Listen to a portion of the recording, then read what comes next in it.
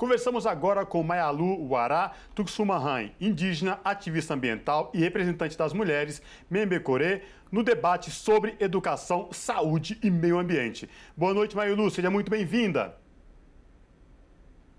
Boa noite, obrigada pela oportunidade. Nada. Prazer é nosso falar contigo.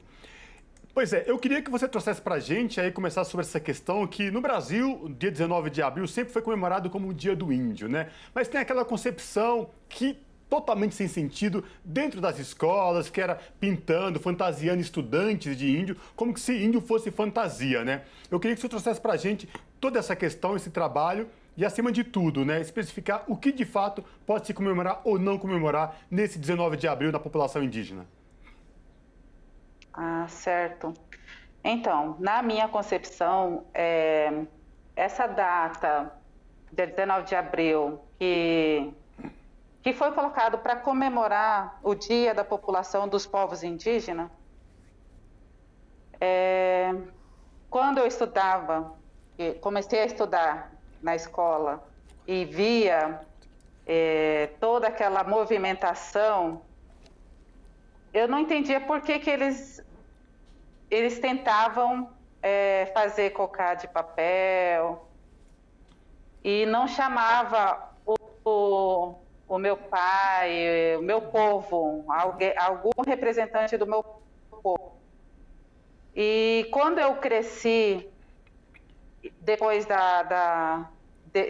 de ter feito a faculdade, eu me propus, na cidade, fazer palestras, participar de palestras, fazer a Semana dos Povos Indígenas nas escolas para poder explicar isso, para poder explicar qual que é o sentido disso. E não é uma comemoração para nós, é mais um dia normal de resistência e luta que, através de leis, de portaria e de decreto dessa data, foi dado para nós a visibilidade desse dia, né, da luta dos povos indígenas. E não temos, e digo que não temos nada a comemorar porque estamos sempre em constante ameaça. Os nossos direitos são violados.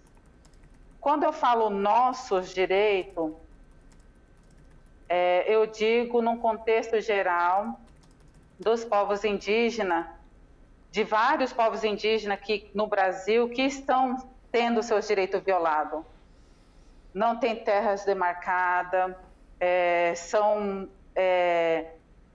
obras e projetos que utilizam o nome de desenvolvimento, que destrói o nosso ambiente, que destrói os nossos recursos naturais, como rio, florestas. E essa é a nossa luta.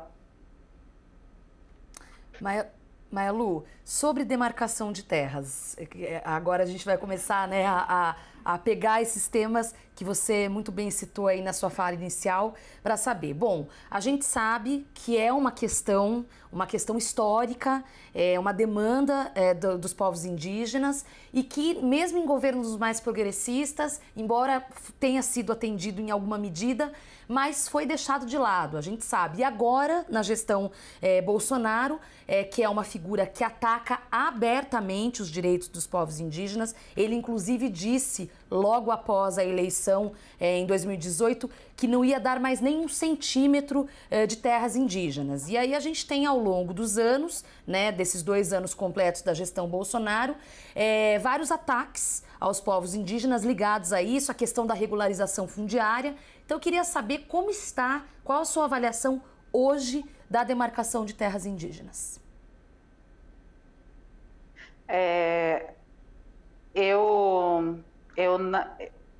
Bolsonaro, né, o presidente que está aí hoje, que foi eleito, infelizmente ganhou em cima desse discurso, né, de não demarcar 1 centímetro de terra.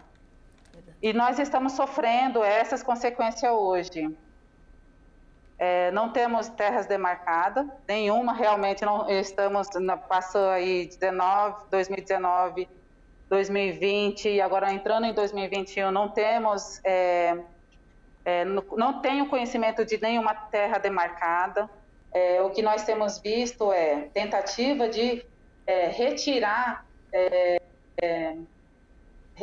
o nosso direito à nossa terra, através das medidas aí que estão tentando impor para nós.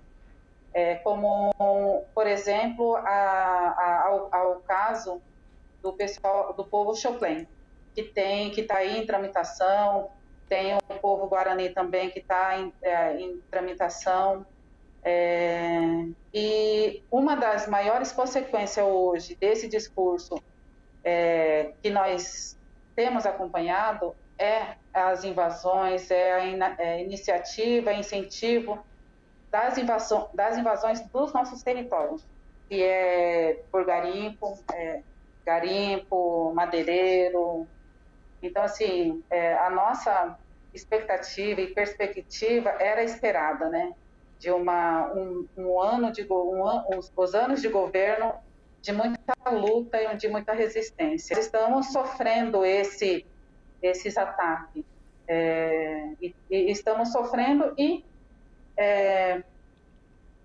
estamos preocupados muito, realmente. Isso faz com que nossas lideranças não consigam dormir direito, nossas lideranças não consigam viver o luto que a pandemia está nos trazendo direito. Então, assim, além desses ataques do governo por meio dessas iniciativas de invasão, nós estamos sofrendo com essa pandemia também, onde nós não podemos estar no Congresso para mostrar o nosso povo, a nossa cara e falar que nós, povos indígenas, existimos, estamos aqui para lutar pelos nossos territórios, pelas nossas terras. Infelizmente, a pandemia, essa é a consequência também da pandemia, de não nos permitir de estar na luta presencial, na rua, no Congresso, mas estamos nas lutas aqui, participando de entrevistas, de lives, e essa tem sido importante para a gente mostrar para o mundo, para o povo brasileiro, desses ataques e dessas ameaças que estamos sofrendo. Maia Lu, você tocou num ponto muito importante também, que é sobre a pandemia. Como é que os povos indígenas estão passando por essa questão? E mais, a vacinação está chegando de fato aos povos indígenas? Porque foi tido como prioritária a vacinação para a população indígena. Eu queria saber como é que está essa questão, como é que está a vacinação entre os povos indígenas aqui no Brasil no que diz respeito à Covid-19.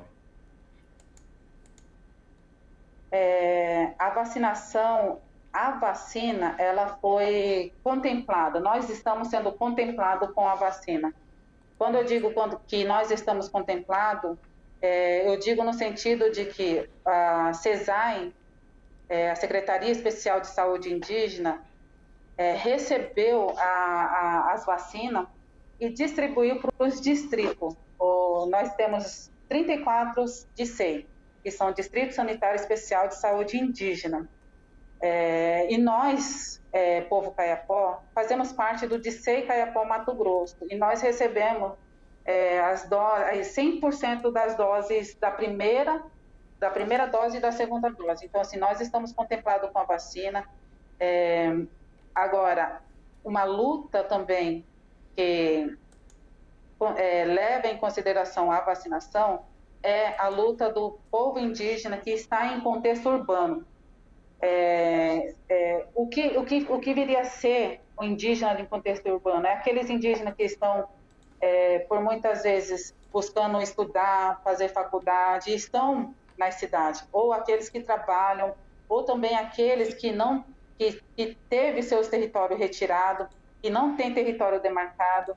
E aí esses que não têm território demarcado e não têm terras indígenas homologadas, elas são vistas como não pertencente a uma aldeia, não pertencente a um território indígena, e isso tira o direito deles, está também na prioridade. Só que, através da PIB, a Articulação dos Povos Indígenas, a qual representa, né, as populações indígenas de base, onde eles me representam o meu povo, tem lutado, tem batalhado judicialmente para garantir a vacinação dessas populações indígenas em contexto urbano, na qual eu apoio e também concordo.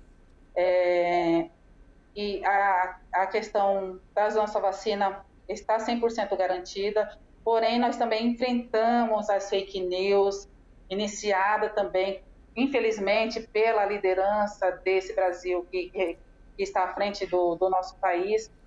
E essas fake news, elas têm atrapalhado muito, têm chegado com muita rapidez nas aldeias por conta dessa tecnologia que nós acessamos hoje, celular, internet. Então, assim, fake news também chegou nas aldeias e teve esse atrapalho para a vacinação. Mas um ponto positivo é que estamos aqui trabalhando na saúde indígena também. As organizações não governamentais aí também têm se debruçado para desmistificar essas histórias de que a vacina mata, de que a vacina transforma em animal. Então, assim, estamos na luta para vacinação, para imunização do nosso povo. Mas, com relação à vacina, está garantida para os nossos territórios. Maia, tá mais fácil vacinar contra a Covid do que contra as fake news, não é mesmo? Bom, sobre isso, inclusive, queria ainda falar sobre fake news por causa da figura do ministro Ricardo Salles, que é uma pessoa que gosta bastante de fake news e que no ano passado, no episódio das queimadas, dos incêndios, tanto na Amazônia quanto no Pantanal, destruiu grande parte do bioma, especialmente do Pantanal, chegou inclusive a culpar os povos indígenas, criando mais uma das fake news. Eu gostaria de saber o quanto essa campanha de desinformação, essas mentiras, também contribuem para os discursos de ódio contra os povos tradicionais e indígenas. Nós estamos vivendo hoje num governo que realmente está colocando em conflito o povo indígena e não indígena. Com essas promessas de expansão de território para exploração de minério, de garimpo, de madeireiro e de expansão de terras para produção agrícola, nós, povos indígenas, que depende da terra, que depende da floresta, que depende do rio, sofremos com esses discursos, com essas mentiras que são colocadas aí na mídia e eles estão usando hoje a autoridade que tem para poder convencer a população não indígena de que nós não merecemos estar onde nós estamos, não merecemos ou desmerece o nosso trabalho de proteção da floresta, de proteção dos rios. E isso tem causado conflitos entre madeireiro e indígena, garimpeiro e indígenas, tem feito também com que indígenas entrem em conflito entre eles, entre indígenas mesmo. Então, assim, está um caos. Esse governo transformou a nossa sociedade, ela indígena ou não, um caos. Hoje, assim, infelizmente, eu não tenho uma boa visão do que está acontecendo no nosso país hoje. E isso não é só com nós, povos indígenas, é com todos os grupos que são diferentes. que eles olham como diferente. Não só nós, povos indígenas, que estamos sofrendo essa divisão, esse discurso de ódio não vem só para os povos indígenas. É o que eu tenho acompanhado, é o que eu tenho visto nas redes, nos jornais. Então, assim, realmente não tem coisas boas. Queria muito coisas boas. Mailu, como que está o trabalho da FUNAI no que diz respeito a esse processo aí de, retrocessos que os povos indígenas vêm enfrentando, como não demarcação de terras, invasão de garimpeiros e o desmatamento e a segurança da população indígena? Como é que a FUNAI está se posicionando em relação a tudo isso? Infelizmente, a FUNAI deixou de lado essa política de defesa dos territórios indígenas e tem assumido e tem aderido uma posição de tornar a população indígena, entre aspas, autônoma no sentido de abrir portas dos nossos territórios para a exploração mais uma vez, de garimpo, de madeireiro e de expansão agrícola no nosso território, de produção agrícola no nosso território. Eles têm feito manobras para alguns grupos indígenas aceitem essa exploração dentro dos nossos territórios. É o que está acontecendo hoje. A política da FUNAI hoje é essa, infelizmente. Não estou aqui contando mentira. Podem pesquisar no site da FUNAI, vocês vão ver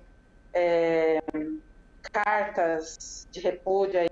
E para nós que estamos lutando, quando eu digo contra nós, é contra a Raoni, é contra a Sônia Guajajara, que são lideranças indígenas que vêm defendendo os direitos dos povos indígenas, defendendo o nosso direito às terras. Então, assim, isso é o que a FUNAI está fazendo hoje. Está enfraquecendo as coordenações locais da FUNAI, das sedes, tirando toda a autonomia da FUNAI de fazer fiscalização. Hoje, nós temos aí a pandemia, elas colocam em questão, a pandemia, eles não permitem que faz fiscalização, monitoramento do nosso território, de invasão ali, para prevenir ou inibir invasões dos nossos territórios. Mas, recentemente, aí tinha permitido uma reunião de garimpeiros dentro do nosso território, dentro de territórios indígenas. Então, é contraditório o trabalho da FUNAI hoje. Na questão de defesa dos nossos direitos, eles não têm atuado nessa linha. Bom, e com isso, com essa palavra aí de resistência, a gente espera que então o dia 19 de abril seja de conscientização da luta dos povos indígenas, para que todo o Brasil tome consciência da importância dos povos indígenas para a nossa história e para o Brasil. E com isso, quero agradecer muito a participação da Mailu Uairá Chucarramã, indígena, ativista ambiental e representante das mulheres Mebengocré. Agora sim, Mailu, muito obrigada e até uma próxima oportunidade. Eu que agradeço a oportunidade de estar aqui falando com vocês hoje. E só para finalizar o que eu quero aproveitar essa oportunidade que estou aqui, que eu acho que tem vários espectadores acompanhantes aí desse canal, dizer que a importância do indígena para o Brasil e para o mundo está na proteção das florestas. Florestas essas que levam chuva para o sudeste, levam chuva para o sul, é o que mantém o clima em equilíbrio. Se não existe mais indígenas, se o nosso território for devastado, vocês todos vão sofrer, nós todos vamos sofrer. E quem sofre primeiramente são as populações mais vulneráveis, as populações menos favorecidas. Somos nós que vamos sofrer primeiro com os impactos dessas mudanças climáticas. E é isso, vamos repensar na importância dos povos indígenas no Brasil e no mundo. É isso, muito obrigada. Maravilha. Muito obrigada, Maia Lu.